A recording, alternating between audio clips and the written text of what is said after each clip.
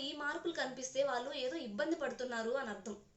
పిల్లలు స్కూల్‌కి, కాలేజ్‌కి వెళ్ళేటప్పుడు వాళ్ళకి తెలియకుండానే, వాళ్ళ ప్రమేయం లేకుండానే కొన్ని వేధింపులకి గురవుతూ ఉంటారు. కానీ అది ఇంట్లో వాళ్ళకి చెప్పుకోవడానికి భయపడుతూ ఉంటారు. కొంతమంది పేరెంట్స్ అర్థం చేసుకుంటారు. కానీ కొంతమంది అర్థం చేసుకోలేరు. కొన్నిసార్లు పిల్లలు ఏదైనా విషయం చెప్పినప్పుడు వాళ్ళని వివరాలు అడిగి వాళ్ళకి ఏం జరిగిందో ఏంటో తెలుసుకొని వాళ్ళని డౌన్ చేయకుండా నువ్వేం చేశావు అని చెప్పి ఎదురు ప్రశ్నించి వాళ్ళని తిడుతూ ఉంటారు. ఇలాంటి సిచ్యువేషన్స్‌లో పిల్లలు స్వేచ్ఛగా వాళ్ళ మనసులో ఉన్న బాధని పేరెంట్స్‌కి చెప్పుకోలేకపోతారు. ఈ రోజుల్లో ఒక్కరితో ఒకరు మాట్లాడుకోవడమే కష్టమైపోయింది. ఇంట్లో కూడా పేరెంట్స్‌తో ఏదైనా చెప్పాలి అనుకుంటే కొంతమంది పిల్లలు వెంటనే చెప్పేయగలుగుతారు. కొంతమంది కొంచెం స్ట్రాటజిక్‌గా, తెలివిగా, ధైర్యంగా చెప్తూ ఉంటారు. ఇంకొంతమంది పిల్లలు అసలు ఎక్స్‌ప్రెస్ చేయడానికి భయపడుతూ ఉంటారు. వీళ్ళు కొంచెం ఇంట్రోవర్టెడ్ కైండ్ ఆఫ్ పీపుల్ అన్నమాట. సో ఇలా చెప్పలేకపోయిన పిల్లల గురించి మనం ఇప్పుడు మాట్లాడుకుందాం. రీసెంట్‌గా ఒక పేరెంట్ మన దగ్గర అపాయింట్మెంట్ తీసుకున్నారు. వాళ్ళ పాపని తీసుకొచ్చారు. తను 9థ్ స్టాండర్డ్ చదువుతుంది. సో ఆ పాపతో వాళ్ళ ఇబ్బంది ఏంటి అంటే చాలా రోజుల నుండి తన బిహేవియర్‌లో చేంజ్ వచ్చింది. ఏం అడిగినా సరిగ్గా సమాధానం చెప్పట్లేదు. మాట దాటేస్తుంది. అంతకుముందు ఎప్పుడు నవ్వుతూ చలాకీగా అందరితో కలిసి ఉండేది. ఇప్పుడు రూమ్‌లో నుంచి బయటికి రావడానికి కూడా ఇష్టపడట్లేదు. తను ఒంటరిగా ఉండడం, ఏదో ఆలోచిస్తూ ఉండడం, ఏదైనా అడిగినా కూడా వెంటనే కంగారు పడిపోవడం ఇలా చేస్తూ ఉంది. సో పేరెంట్స్‌కి ఏం చేయాలో తెలియక మన దగ్గరికి తీసుకొచ్చారు. చాలా కాన్వర్సేషన్ తర్వాత తనతో తను ఓపెన్ అప్ అయిన ఒక నిజం ఏంటి అంటే తనకి తన సీనియర్ 10థ్ క్లాస్ అబ్బాయితో పరిచయం ఉంది. సో ఇద్దరు చాలా రోజులు ఇలాగే మాట్లాడుకుంటూ ఉన్నారు. ఫోన్ కాల్స్ ఇవన్నీ మాట్లాడుకుంటూ ఉన్నారు. కొన్ని రోజుల తర్వాత వీళ్ళిద్దరికి ఎక్కడో డిస్టర్బెన్స్ వచ్చింది. మాట్లాడటం మానేశారు. ఈ అమ్మాయి తన పని తను చేసుకోవడం స్టార్ట్ చేసింది. సరే ఇప్పుడు ఆ అబ్బాయి నువ్విప్పుడు నాతో మాట్లాడకపోతే మన ఇద్దరి గురించి అందరికీ చెప్పేస్తాను. నా దగ్గర నువ్వు మాట్లాడిన కాల్ రికార్డింగ్స్ ఉన్నాయని చెప్పి తనని బ్లాక్‌మెయిల్ చేయడం స్టార్ట్ చేశాడు. ఈ విషయం అటు పేరెంట్స్‌కి చెప్పుకోలేక, ఎవరికి చెప్పాలో తెలీక, తనలో తను పెట్టేసుకొని ఇవన్నీ ఆలోచించి తను డిప్రెషన్‌కి లోనైపోయింది. అసలు పిల్లలు ఇలాంటి వేధింపులకు గురవుతున్నారని చెప్పి పేరెంట్స్ ఎలా తెలుసుకోగలుగుతారు? ఈ విషయంలో బయట జరిగేది ఏంటి అనే దాని గురించి మనం ఇప్పుడు మాట్లాడుకుందాం. నేను Sravani Reddy, parenting and teen behavioural coach. పిల్లలను ఎవరైనా వేధింపులకు గురి చేస్తున్న వాళ్ళు వాడే మొట్టమొదటి మాట ఎవరికైనా చెప్పావో జాగ్రత్త అని బెదిరిస్తూ ఉంటారు. బెదిరించడం వల్లనో లేకపోతే వాళ్ళు అలా ఏమైనా చేస్తారు అన్న వలన పిల్లలకి భయం కలుగుతుంది. అంటే ఇందులో నిన్ను కూడా ఇన్వాల్వ్ చేస్తాను అని చెప్పి బ్లాక్మెయిల్ చేస్తూ ఉంటారు. పిల్లల్లో ఆ భయాన్ని మనసులో పెట్టేసుకొని బెదిరిపోతూ ఉంటారు. ఎవరైనా సరే బెదిరిపోయినప్పుడు ఏ లక్షణాలు ఉంటాయో మన పిల్లల్లో ఆ లక్షణాలు కనబడుతున్నాయా అని గమనించుకోవాలి. మనసులో భయం ఉన్నప్పుడు మనం మనస్ఫూర్తిగా నవ్వలేకపోతాం. దేనికో బెదురుతున్నాం అని చెప్పి బయటికి తెలిసిపోతూ ఉంటుంది. ఎందుకు పిల్లలు అలా ఉంటున్నారు అని చెప్పి అనుమానించాలి. ఇంతకుముందు సరదాగా, సంతోషంగా అందరితో మాట్లాడుతూ ఎప్పుడూ యాక్టివ్‌గా ఉండే పిల్లలు ఇప్పుడు ఎందుకు అంత డల్‌గా ఉంటున్నారు? ఏది అడిగినా సరిగ్గా సమాధానం చెప్పట్లేదు. దేనికో భయపడుతున్నారు అని తెలుసుకోవాలి. అది ఫిజికల్‌గా, మెంటల్‌గా లేదా సెక్షువల్‌గా వాళ్ళు ఏదైనా అబ్యూస్‌కి గురవుతున్నారా? అందులో బెదిరింపు అనేది ముఖ్యమైన విషయం. రెండోది ఏంటంటే అప్పటి వరకు ఆడుతూ పాడుతూ బయట తిరిగే వాళ్ళు ఒకేసారి ఇంట్లోనే, అది కూడా ఒక గదిలోనే ఉండిపోవడానికి ప్రయత్నిస్తూ ఉంటారు. లోపలికి ముడుచుకుపోయినట్టుగా ఉండిపోతారు. దీని గురించి కూడా పేరెంట్స్ ఆలోచించుకోవాలి. అండ్ ఇంకా మూడో విషయానికి వస్తే అంతవరకు అందరితో కలివిడిగా ఉండే వాళ్ళు మనం జస్ట్ చెయ్యి వేసినా, మన చెయ్యి తగిలినా కూడా ఊరికి చికాకు పడిపోతూ ఉంటారు. విసుక్కోవడం, పక్కకు జరిగిపోవడం ఇలాంటివి చేస్తూ ఉంటారు. మైండ్లో ఆ బెదిరింపు మాటలు తిరుగుతూ ఉండడం వలన వాళ్ళు ఫ్రస్ట్రేటెడ్‌గా ఉంటారు.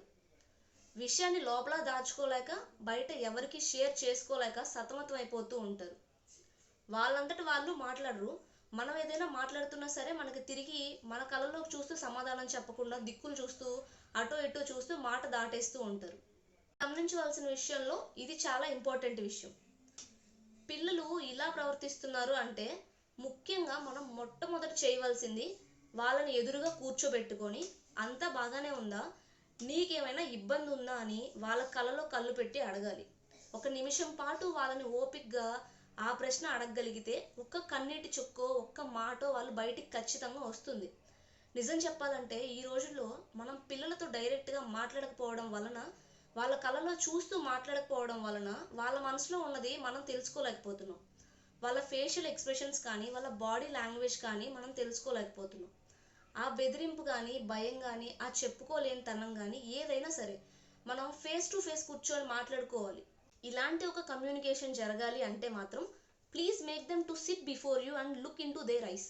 If they are able to look, they will answer. వాళ్ళని ఎదురుగా కూర్చోపెట్టుకొని మాట్లాడే ప్రయత్నం చేయండి.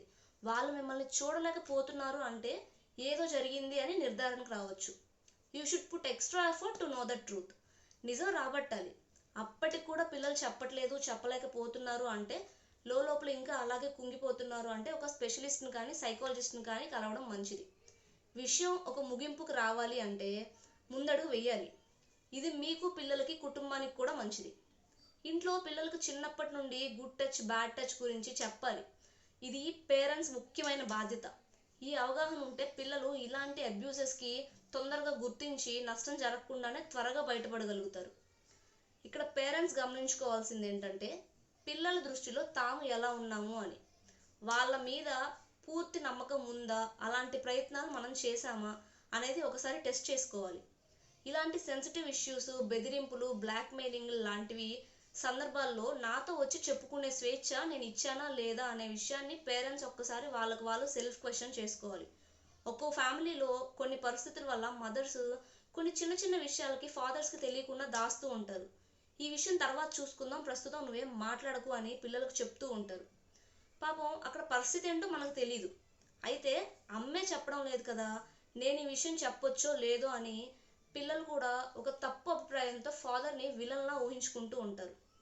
ఇంకా ఏ విషయం వారితో పంచుకోరు. రోజులు గడిచే కొద్దీ వాళ్ళ బాధను పంచుకునేవారు లేక వాళ్ళలో వాళ్ళు కుంగిపోతూ ఉంటారు. ఇదంతా ఎందుకు, పడే బాధ ఏదో నేను పడుతున్నాను, మళ్ళీ ఇంట్లో వాళ్ళ చేత కూడా తిట్లు తినడం ఎందుకు అనే భావనలోకి వెళ్ళిపోతూ ఉంటారు. అలాగే ఇంట్లో పేరెంట్స్ మీద పిల్లలకి ఎలాంటి అభిప్రాయం ఉందో కూడా గౌరవించబడేలా ఉందా, లేకపోతే ఏదైనా నెగిటివ్గా అనుకుంటున్నారా అనేది కూడా ఆలోచించుకోవాలి. పేరెంట్స్ మధ్య చాలా చోట్ల చూసే విషయం ఏంటి అంటే ఒకరినొకరు బ్లేమ్ చేసుకోవడం, అది కూడా పిల్లలు ఎదురుగా. పిల్లలతోనే మీ నాన్నకి ఏమీ రాదు, ఎందుకు పనికిరాడు, మీ నాన్న ఇంతే అని కానీ, మీ అమ్మకి బద్ధకం, ఏ పని చేయడం రాదు అని కానీ ఒకరినొకరు ఇంట్లో పిల్లల ముందే అనుకుంటూ తిట్టుకుంటూ ఉంటారు. ఇలా తల్లి తండ్రి కూడా వాళ్ళ దృష్టిలో చులకనైపోతూ ఉంటారు. ఒక్కో చోట ఇంకో రకంగా కూడా జరగవచ్చు.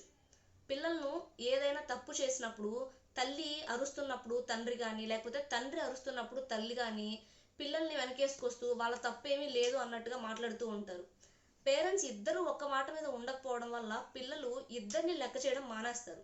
లోకుగా చూస్తూ ఉంటారు. వీళ్ళిద్దరికీ అండర్స్టాండింగ్ లేదు, ఇంకా నాకేదైనా సమస్య వస్తే వీళ్ళు ఏం సొల్యూషన్ చెప్తారు అనుకుంటారు. మళ్ళీ ఒకరినొకరు తప్పు పట్టుకుంటూ ఉంటారు. నీ వల్లే ఇలా తయారయ్యాడు అంటే నీ వల్ల, నువ్వు ఇచ్చిన అలుసు, ఇలా వీళ్ళిద్దరూ ఆర్గ్యూ చేసుకుంటూ ఉంటారు అని చెప్పి కొన్ని విషయాలు చెప్పడం మానేస్తారు. కానీ పేరెంట్స్ పిల్లలకు క్లియర్గా చెప్పాల్సింది ఏంటంటే మా ఇద్దరి మధ్య ఎలాంటి డిస్టర్బెన్సెస్ ఉన్నా సరే మీ విషయంలో మాత్రం మీకు భరోసాగా ఉంటాము, వాళ్ళకు అర్థమయ్యేలాగా చెప్పాలి.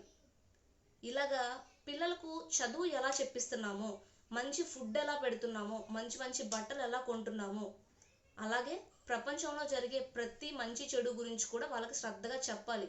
రెండు సమానంగా చెప్పాలి. అలా అని ఎక్కువ జాగ్రత్తతో ఎక్కువగా మనం బ్యాడ్ గురించి చెప్తే వాళ్ళు అన్నిటిలో కూడా ఎక్కువ చెడు వెతకటం మొదలు పెడతారు. అలా అలవాటు అయిపోతుంది. ఎక్కువ మంచి చెప్పి వాళ్ళని స్ట్రాంగ్గా తయారు చేయాలి. లైఫ్లో ఎంతోమంది ఇలాంటి వాళ్ళు ఎదురవుతూ ఉంటారు. నువ్వు ధైర్యంగా నీ జీవితంలో ఎదుర్కోవాలి అని చెప్పి వాళ్ళకి అర్థమయ్యేలాగా, వాళ్ళ మనసులో బాగా నాటుకుపోయేలాగా చెప్తూ ఉండాలి. పిల్లలు ఏదైనా ఇబ్బందిలో ఇరుక్కున్నప్పుడు పేరెంట్స్ వారికి సరైన సపోర్ట్ ఇవ్వాలి. జరిగిన తప్పేదో జరిగిపోయింది, దాని గురించి మర్చిపో, అయితే దీని నుంచి ఏం పాఠం నేర్చుకున్నావో దాన్ని ఎప్పుడు గుర్తుంచుకో అని చెప్పాలి.